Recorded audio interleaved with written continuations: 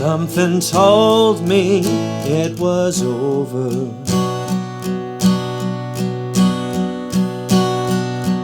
When I saw you and her talking,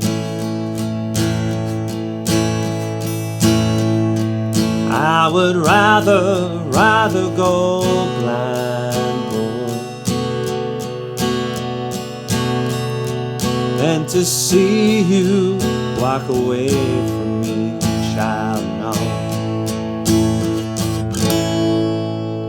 This is how to play a simple strumming version of I'd Rather Go Blind by Etta James, also sung by Beyonce in the great film Cadillac Records, which is definitely something to check out. We have 2 chords in this song. One of them is a bar chord, so I'm going to be giving you an easier option and talking you through how you might be able to perfect this change between an open chord and any bar chords. It's the same kind of principles we would use going forward. Let me know in the comments if anything here has been useful for you, and of course subscribe if you like what I do here at the Handy Guitar YouTube channel. So we have an A major chord, which most people would play like this. Many beginners that follow kind of a lot of beginner lessons on YouTube may be more familiar with this. But either way, we're playing the 2nd fret on the 2nd, 3rd and 4th strings. And this way of playing it with the first 3 fingers is the most visual. The 2nd chord is a B minor chord. And this is barring at the 2nd fret using that first finger, almost like it's a capo at that 2nd fret, right up against the fret wire like this. And with the 2nd, 3rd and 4th fingers where you can see that they are. Now, if you want to improve your change between these 2 chords, it's a great option to actually go for the 1 finger A chord, which takes a little bit of you have to kink it out to make sure that thinnest string rings out. But it's a great option because it's already in that first, sorry, my fingers are kind of all scrunched up together so you can't see as well. But for a lot of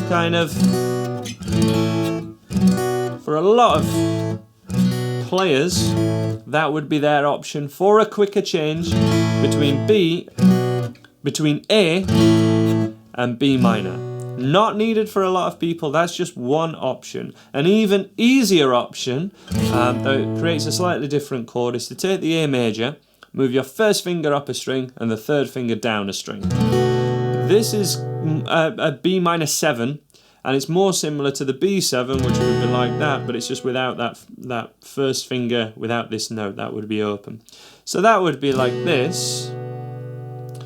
And that is a great option because it's a way to play a B minor, which is in key, it sounds fine, and it's easy to change between if you practice that change.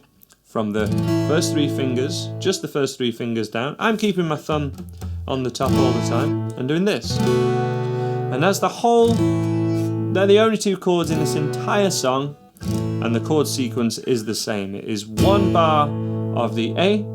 It's very slow, so this happens for quite a while. B minor for 2, and then back to the A. You have plenty of time to change, but they would be my recommendations. And I'm going to use this way of playing it because anybody that can play the other B minor, you guys can keep up with what I'm doing here, no problem, I imagine. Though if you want to practice those bar chords, practice them. This is absolutely an ideal song to do that. But I'm going to go for this one. When I'm on this chord, I'm playing B minor. You play your B minor chord that you enjoy.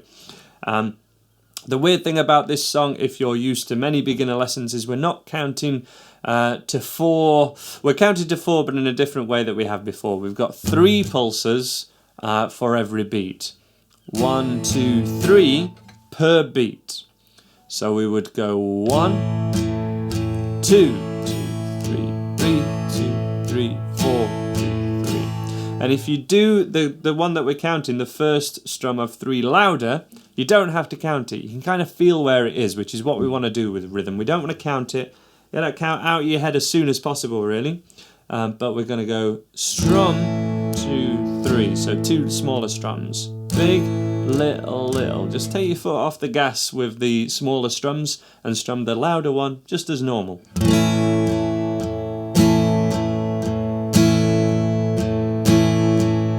So it kind of feels like waltz time, but those louder strums we're just counting to 4 as normal. 1,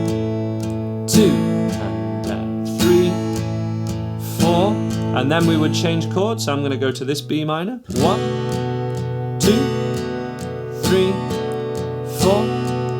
1, 2, 3. Back to an A. And then the whole thing starts again, staying on the A. 1, 2, 3, 4. B minor. 2, 3, 4. 1, 2, 3, 4, and A.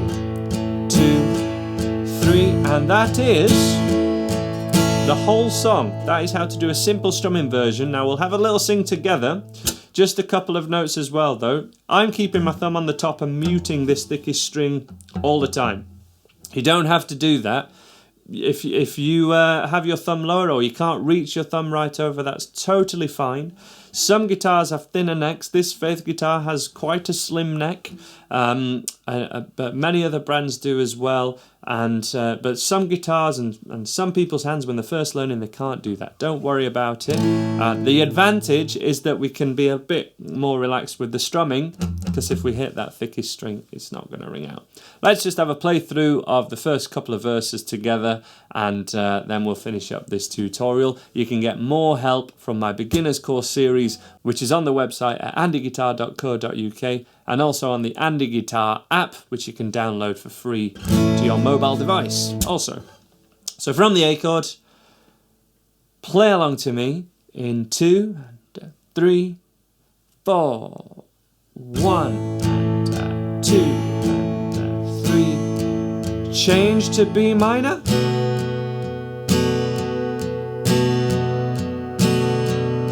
1, 2. Change to A. 1, 2, 3, 4. Here we go. I'm going to go for the other B minor, just to demo. Certainly a harder change. 1, 2, 3, 4, and an A. Here we go with a little bit of singing. Join in if you want. Something told me it was over. 1, 2, when I saw you and her talking.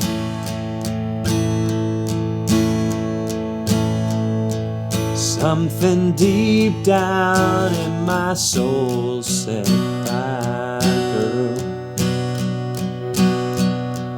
When I saw you and that girl walking around, a little slower. I would rather go blind, boy,